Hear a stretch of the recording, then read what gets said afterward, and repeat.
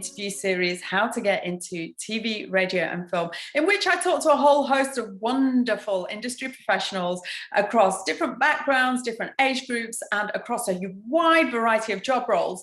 And they share insights into what it truly means to work in this business. Of course, they give details about their jobs to give you an insight into all the job roles available, which you might be interested in, and they give invaluable advice as to how you too could follow in their footsteps. To keep up to date with all my interviews, do subscribe to my YouTube channel and hit that bell icon, and you'll get an update every time I upload a new interview. Now, it's time to introduce my guest. She has over 20 years working in radio and audio, a phenomenal wealth of experience. She's now Group Client Lead at Bauer Media. Welcome, Loren Eley. Welcome. Hello. Hi, how you doing? I'm very well. It's great to have you. So let's just dive straight in. Can you share with everybody how you got into the audio industry?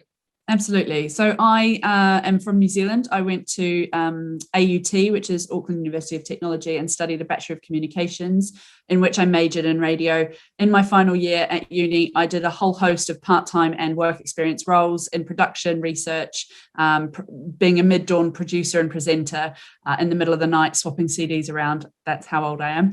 And then I moved into promotions. So I was a promotions manager, and in radio in New Zealand, when you're promotions, you do everything. You're a part-time presenter on the weekend, you're running the street teams, you're organising events and so forth, which was really fun. Then I kind of moved slightly more into the sales side of things, just because that's how the opportunities sort of lay. And I worked in sales, but I was also working with people like scheduling teams up and down the country. So that was quite a unique role. And on the side, working as a presenter on New Zealand's largest youth radio station on the weekends. Then I moved to the UK. I joined GCAP, which now is called Global Media, and I was a planner on Newslink, so ads basically next to the news on all commercial radio stations. So there was a lot of kind of behind the scenes admin with that and learning all the different stations.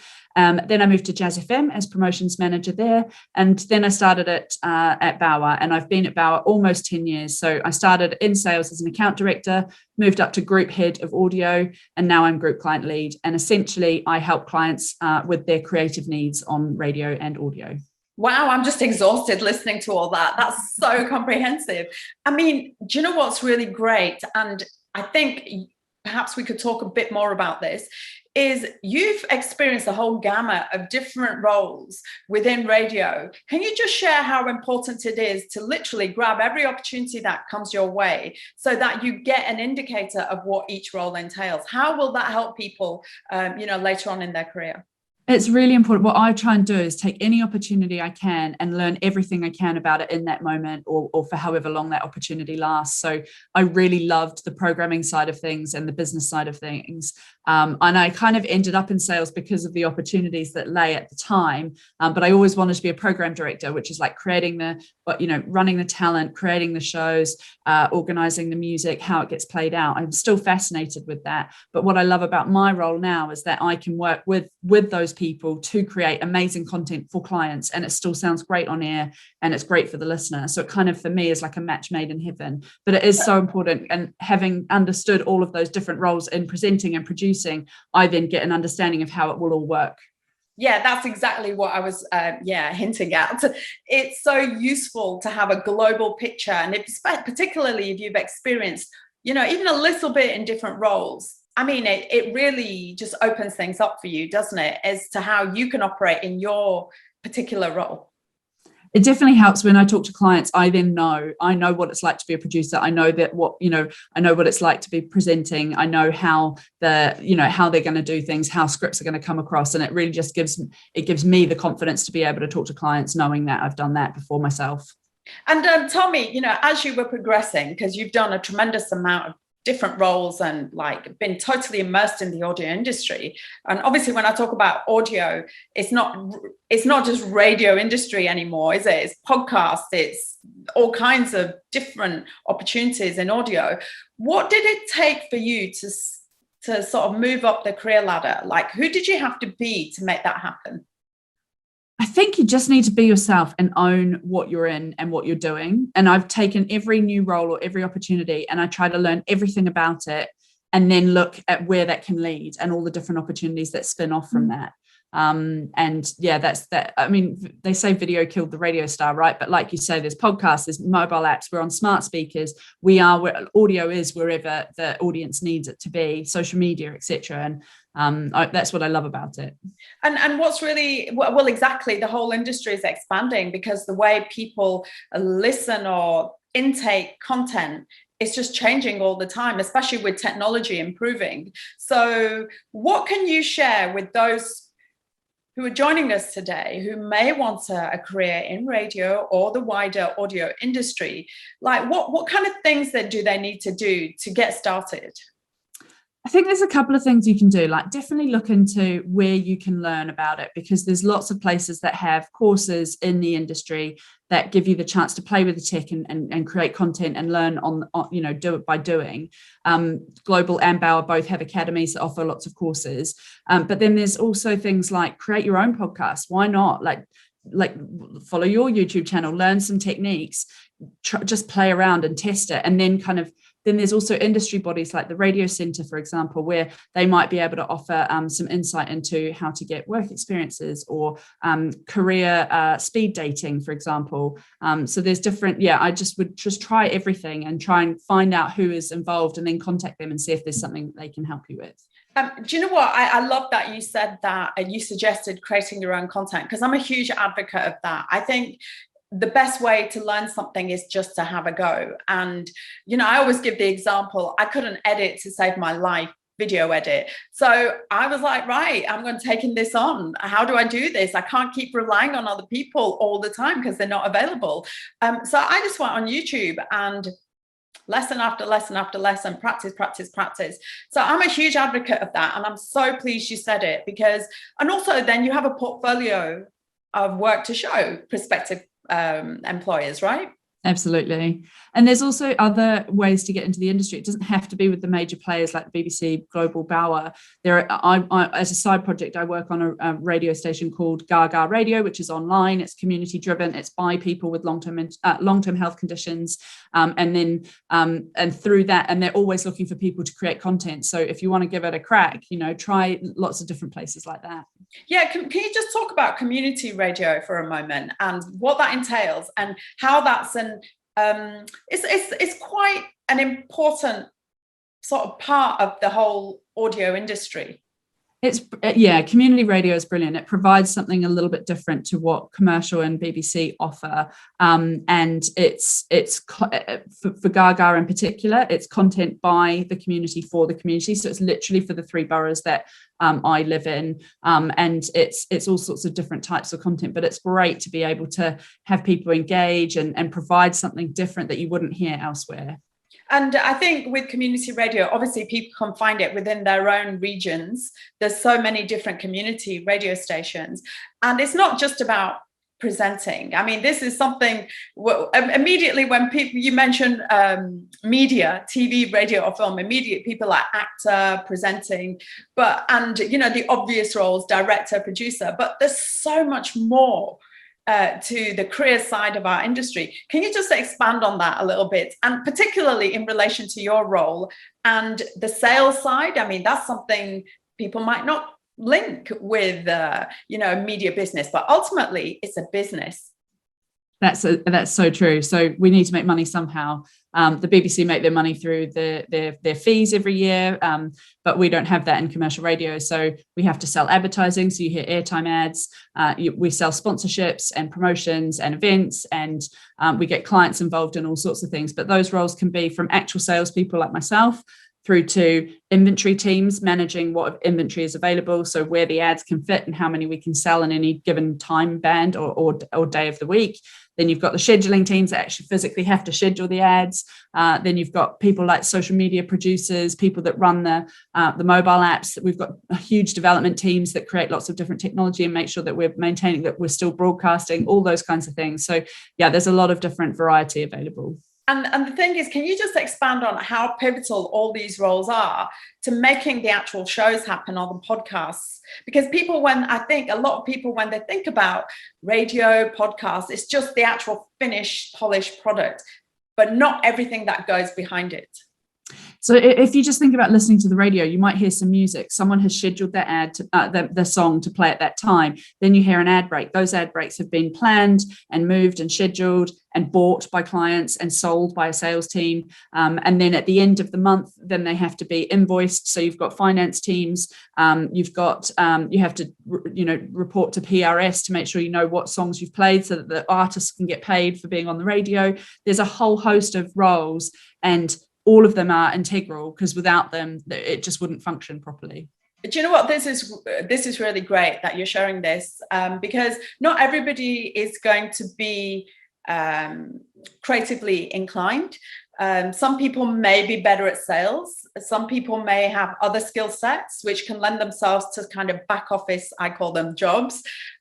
So this is really great, because it's not all about the front-facing side of media. There's so much more. And this is why I am doing this interview series, is to showcase to the next generation of creatives, or non-creatives for that matter, look, this isn't the only thing that's available to you, what we see, on TV or radio or film. So this is really great. I'm loving this conversation. So now looking at the actual working in audio, and particularly because you're a part of the sales and marketing side of things. So what have the benefits been for you working in this business, and more specifically to the job role that you're doing now, or the pathway you took to that job role? I feel really satisfied by my role. I really love, I love being involved in the creative side of things. So the majority of what I sell is big partnerships for major clients. And that might be sponsoring a breakfast show, for example, or what have you, and then creating promotions and competitions and giveaways. And it's a way to kind of feel like I'm creating content, even if I'm not on the production side, which I really like. So essentially, doing the back end job doesn't necessarily mean it's not creative. You can have creative input. Absolutely. Yeah. I love working with the programming team to create ideas or suggest something, and then they take a different twist on it, or vice versa. And it's really a collaboration, which is what I find so satisfying. And so those are some of the positives. So what about the challenges? We can't escape it. All roles have some challenges. So what are the challenges that somebody who might want to work in this business has to consider? That's a really good question. I think from a challenge in the role perspective, I think it depends on, from a sales perspective, there is pressure on revenue generation and hitting targets and making sure, and those targets are important, right? Because it ultimately funds the fact that we're running a radio station. So that can be a challenge from a sales perspective. I think in the media industry, it is quite a small industry. So, people know a lot of people. And I think it probably has that. In order to get into the industry, it might feel like, unless you know someone, how are you going to get in? But there are ways that you can get into the industry, which I know we're going to cover shortly. And so tell me, you're talking about sales. Your department is sales and marketing. So for example, somebody new, a newcomer to this business who works in sales, even as a junior in a different field, retail perhaps, or is there a possibility for transferable skills to then apply for jobs in audio? Definitely. I think from a sales perspective, it's all about customer service and making sure you're enthused and promoting the positives of the medium and the channel. And I think anyone that can build relationships quickly and efficiently and effectively with people would be a great asset to a sales team. And why should anybody consider a career in radio or audio? It's just the best medium. I love it so much. It's so flexible. It's so creative. It's so innovative. It's it's exciting, it's vibrant. I mean, the industry is full of people who are just passionate about connecting with audiences and making great content. And I just think it's amazing. You've been in it long enough to know all the challenges and the positives. So look, for the next generation who are looking for a career in media, what's the one piece of advice you can give, irrespective of whether it's TV or radio or film they're interested in? I think it's making the most of every opportunity that comes to you.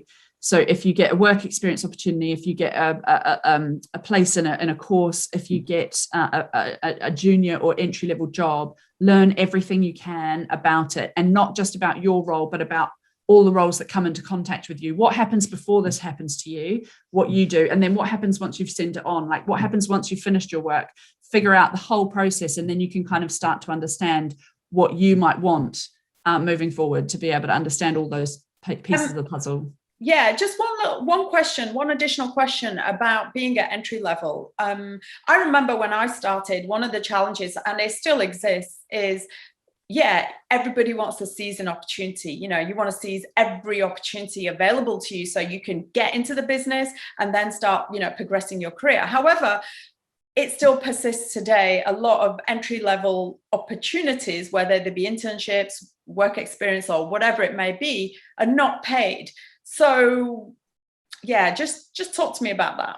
So I know that at Bauer, we're trying to change that and make sure that all work experience opportunities are, have, if they're not paid, then they have travel reimbursements and things like that. And we have placements, and we have schemes and initiatives so we've got the Kickstarter scheme. So we've got 16 to 24-year-olds have joined the business in roles and also doing all sorts of amazing things. And we're like, and then we're using our more experienced teams to coach and mentor them. So if you are coming into an entry-level position, get your feet under the table and then decide, then ask the question, who can I get mentored by? Where can I get coached? How can I, try and figure out where you can get that. But I do agree with you. I think it is harder being on a junior salary, but the more you progress, the more that changes. Yeah, and it's a fine balance between seizing opportunities and being exploited at the beginning. And so you got any final thoughts about that? Like, if people are getting a lot of things thrown at them, but they're all unpaid, what to do? I think it's balancing what you're comfortable with and what your boundaries are, and saying yes to things and equally saying no, because saying no is also a powerful tool. And also then using what you have already been challenged with, or if they're asking you to do more, say, great, well then what's my remuneration for doing above what my commitments already are? I think when I remember, certainly when I started, I was very fortunate because I got into paid positions very quickly. However, there were some jobs that I did for free. And actually, interestingly enough, mid-career as well, because I decided to change from working as a part of crew to move into production, producing and presenting. And I found myself in the same position, interestingly enough. It was really quite bizarre. And again, like you said, I had to really weigh up, where do I do something for free to showcase my skills? But I, by then, had a lot of confidence and was able to put my foot down and go, right, I've done that now. So let's talk about payment. And I think it's about having that confidence as well. As somebody at entry level, you might not have that confidence to ask for them, to get paid. But there's no shame in doing that. And it's not necessarily going to ruin your career, is it? No, definitely not. I think also having boundaries is a good thing. And if you say, yeah, I'm willing to do this and this, but you've asked me for this as well, unfortunately, I can't do that in my current remit. I'm willing to, discuss a day rate or, something if you'd like me to take that on. And even if they don't take you on for that, at least they then know you're standing up for yourself and you stand for something, and actually you do deserve to be paid for that work. Oh, that's brilliant. Really great advice. Loren, it's been an absolute pleasure talking to you today. Thanks so much. Thank you so much. Loren Eley, absolutely great insight into working in the sales side of audio. Now, I'd like to hear from you.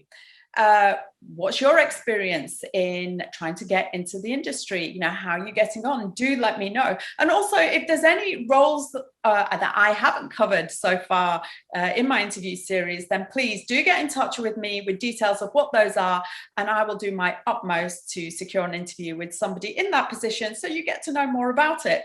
Also, I'd like to invite you to send me suggestions if there's something else I can do to be of service to you alongside providing these interviews, maybe other videos giving top tips or whatever that might be. Just get in touch. Post those suggestions in the comment section and I'll look them all over and see what I can do for you. And also, to stay up to date with all the interviews in my series, please do subscribe to my YouTube channel and hit the bell icon to get regular updates of when I add new content. As always, it's been an absolute pleasure having your company, and I look forward to seeing you next time. Bye.